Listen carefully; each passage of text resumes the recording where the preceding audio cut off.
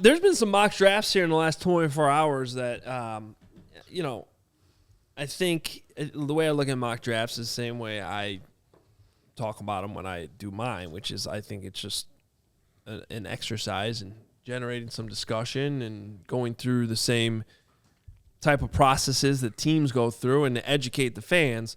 So I don't necessarily think this is based on any type, although I do know that Dane Brugler does try to mock things based on what he's hearing. He does say that. He's got some – it's interesting what we're about to talk about here. I'm excited. So Dane had a projected trade. So he's still got the Bears taking Caleb number 1, as pretty much everybody in the world does, except for Jake. No, I think Jake even has it. He just doesn't want it. Yeah, I think he does too. And he's got a projected trade. The Bears trading up from 9 with the Chargers up to number 5 to draft Rome Odunze. Let's go. Finally, somebody heard I was threatening people. Well, apparently Dane heard your threats and took care of this in the draft. Man, I would run to the podium for Rome Odunze. Okay, so let's start at the top here. The noise is that Jim Harbaugh wants to get a haul for that 5th pick.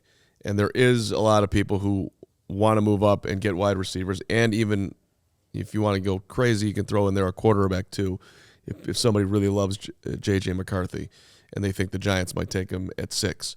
So I'm asking the question to both of you. Do you think the Bears are in the position to be giving up picks this year, picks next year, to move up to get the wide receiver that they want? No. If Rome Odunze falls to 9, you run to the podium, but you do not trade up and give up future draft equity to draft a wide receiver. I wouldn't do it, and I don't think Ryan Poles would do it.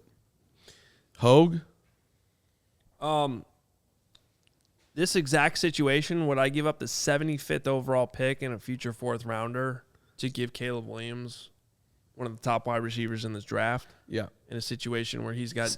Say the deal one more time. The projected trade from Dane Brugler was you're trading number 9, number 75, which is the 3rd rounder, and a future 4th rounder. So you're really only giving up a 3rd and a 4th. You're giving up a 3rd and a 4th. To get Rome Odunze. I'd rather give up next year's extra 2nd round pick. Like I feel uncomfortable giving up any more draft equity in this year's draft, if that makes sense. No, I know, and it would pretty much because that would leave you. You could go that route, maybe. That would leave you with Caleb Williams, Rome Odunze, and 1 4th round pick. Well, and whatever you get for Justin Fields also is factored in there too.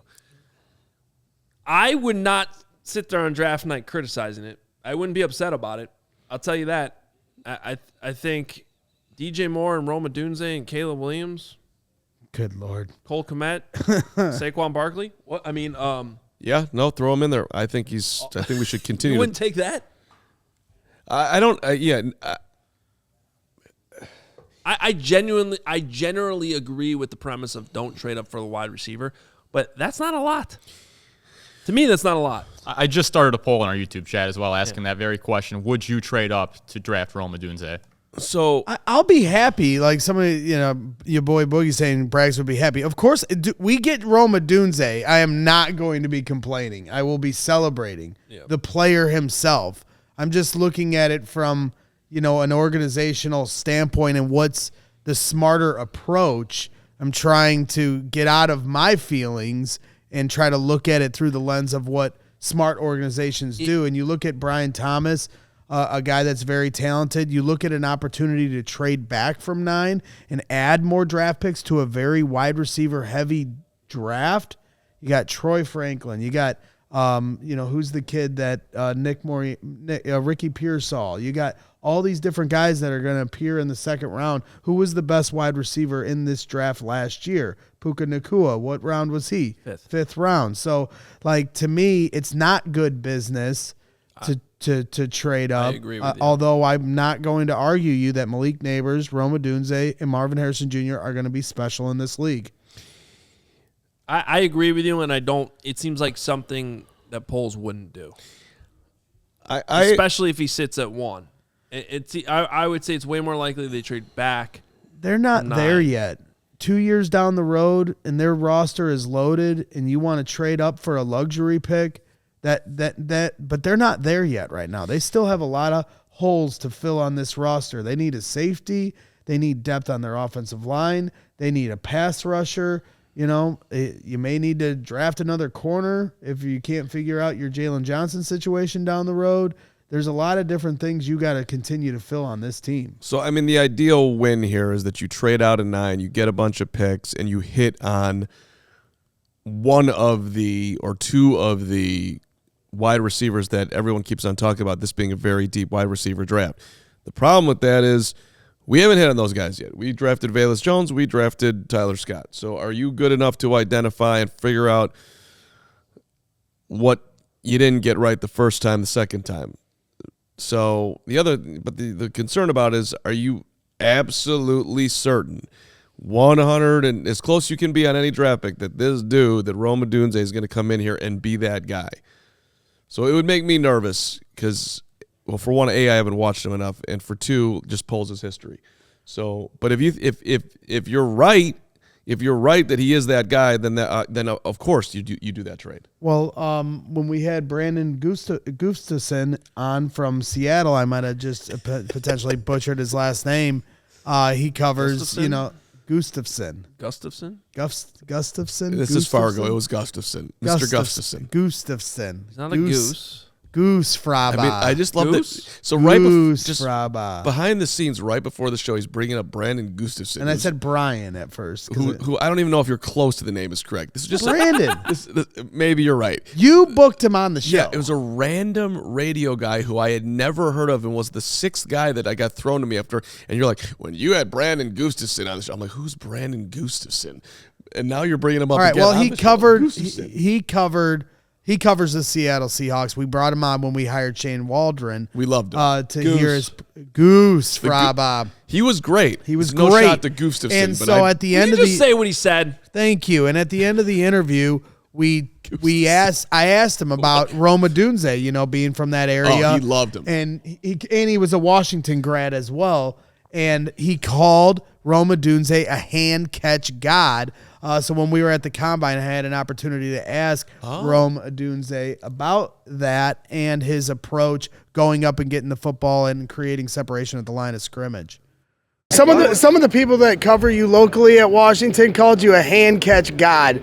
Can you talk about your approach when you go up and get it? For me, it's the approach. People say it's 50-50. For me, it's 100-0, right? And I feel like you have to go in with that mindset that as you in the ball, that the defender is not even there. That if you go and elevate and go snag the ball, then you'll ultimately come down with it. What's your approach at the line of scrimmage? Trying to create separation with your hands and feet and setting up the defender. Just get jiggy. You gotta be explosive, gotta be twitchy in those sittings to create some separation, keep the defender on their toes. So not doing the expected. Getting jiggy with it. 100-0. 100-0 on a jump ball. I love that. Nah, not a 50-50 ball. 100-0. I'm telling you, that dude, I just want to be on the record. Everything you said, Greg, everyone in the comments, all about not trading up for a wide receiver, bad business, all that, I 1,000% agree with. That dude's worth it. So, I'm serious. He's my wide receiver too, pushing, and I've said this before already. This is not new. I don't think there's as big of a gap between him and Marvin Harrison Jr. as many think. Well, that's my whole thing because Dane Brugler had him trading up to 5. Is that what you said? That's correct. Like, to me, if you're going to trade up, and I love Rome Odunze, but if you're trading up, you brought this up a few weeks ago, trading up to go get Marvin Harrison Jr. You're not doing that. It's a different cost, though. We're talking future first-round pick, not a 3rd and a 4th. Well, Marvin's going to go 4th. That's correct. In this mock draft. So and they want you're him. saying the draft equity is that much different from 5th to 4th? It's not about the number. It's player? about moving the Cardinals off of Marvin. The Cardinals want and they him, never would. And you're not going up to you have to go up to 3. And they're moving back to 9. They're not getting Rome either. It's not happening. Every individual draft trade is different. I know everyone just wants to look at those trade charts and match up the points. It's not how it works on draft night. Right. It's how many people are calling that phone in that given moment. What's that team desperate for? What are they willing to move off of that pick for? And I don't see it. I don't see the Cardinals. If the Cardinals move off of Marvin, I still think they would want Rome Odunze to move all the way back to 9 and get neither. Air Jer asks in the chat, who would you comp Rome Odunze to? Do you have one? I think he's a bigger DJ Moore. I've been saying that. I've been saying Keenan Allen. That's solid. But to me, he's very – the way he adjusts to the ball in the air and picks up yards after the catch, it's very similar to DJ Moore for me, but he's bigger. He's like 2 inches taller. So it's an interesting comp that you're saying, DJ, because when I'm watching him, I'm having a hard time figuring out what makes him elite. It's sort of the same thing with DJ. Like, how does he do it? He just does it. He just does it. He's not super fast, not that big. His hands are obviously great, but it's like, how is he doing this? But he just knows how to set you up, man. Someone said Rob Daniel in comments says Fitzgerald. I've heard that too, Larry Fitzgerald. I think we got 2 good super chats on this topic too. Isaac Siegel, $5 here, says, "What about Fields in the 9th for the Giants' 6th pick?" No chance. You don't think that gets it done? No. I think it could. And then you wouldn't have to worry about giving up future draft capital in that move. I like it. I would do it in a heartbeat. And that gets you Rome. They don't. Despite Greg Bragg's excellent mock draft, I don't think the Giants are going to go down 3 spots for Justin. I don't. Depends on what their draft board looks like. I don't know. One more super chat here from H. Taraski. I'd rather secure 2 blue chips than take a gamble on a 3rd-round pick. Trade up. # yes Odunze. Yeah. Look, most GMs will tell you this too. I mean, there's doing things that make sense business-wise, and then there are exceptions. And some players are an exception. And just because I think Rome Odunze might be worth that exception doesn't mean Ryan Poles does. There was the picture of Caleb and Rome, smiling and laughing with each other at the combine on the field during the testing phase of the combine. So that lock it up. They were smiling together on the field. It's a great picture. Future Bears. We have them talking about. Yeah, let's hear what Rome Odunze had to say about possibly playing with Caleb Williams. Yeah, definitely. I got to see Caleb firsthand. I got to see his talents and abilities. So, yeah, definitely. And I know that he has an incredible talent, and I know he's a student of the game and someone who brings a lot of passion and a lot of desire to the game. So, of course, to be paired up with him, it would be something special, I think. That falls under the what do you think he's going to say? Yeah. I'd hate to play with that guy. I agree. And then we had another clip about him. He was asked what he wants already in place on the team that drafts him. Brilliant question by a brilliant reporter. Whoever you go to have as part of their... A good quarterback's always nice. Someone who's a vet and he has proven himself in the quarterback room. The quarterback's a tough position to secure in the NFL. So, and it's pretty much one of the biggest factors of getting me the ball right and my success as well. So I'll probably say quarterback. Deep in the 6th row getting that question in, which was difficult with the guy that was in the front row to my left. Burying the lead that he said vet. And he said vet. And I'm like, excuse me, the Bears are drafting Caleb Williams. How would you feel about that? We all silly like the mayor.